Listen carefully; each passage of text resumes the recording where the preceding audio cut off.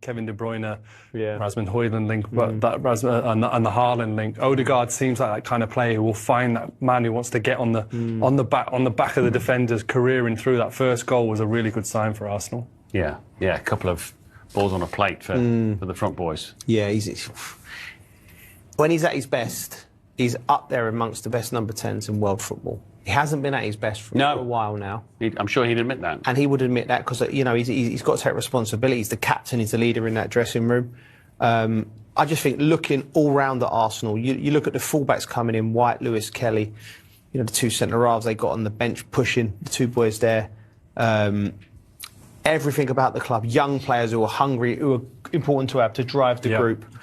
They've got all of the ingredients now. Like, there's no excuses now. The Arsenal... April, if you could fast forward to April, May, and Arsenal was still in the Champions League, which I think they will be, quarterfinals, semi-finals, chasing the league.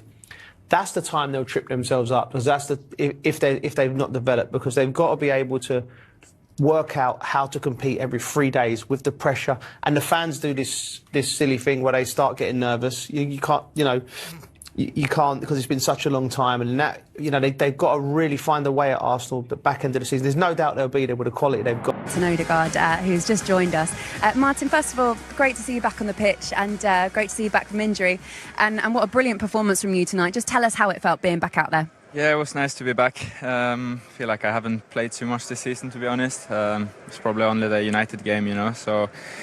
First game of the season, so I missed it, and it was good to be back, and I felt good, and good win. So, yeah. We were really enjoying just watching the fluidity of football in the first half, especially the speed that you're playing and the part that you played in it as well. How much have you been working on that? Yeah, a lot. We work on that every day. We want to be creative. We want to create a lot, and we know the quality we have in the team. We also know how solid we are defensively, so if we can just create those chances and flow, as you said, then it's always going to be good. Martin, obviously the first half, this ball is ridiculous, by the way. I mean, you played a few balls in the first half which were actually quite silly.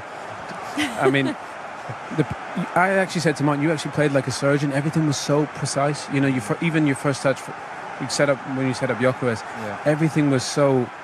That's you at your absolute best. Yeah, that's what I want to do, especially when you have those players up front, and especially with Victor, he's so aggressive and always starts, always a threat. So that's my job, to create things for them. And in the end I got the assist and could have had a few more and scored a goal, but we got the win, and it was good, so I enjoyed it.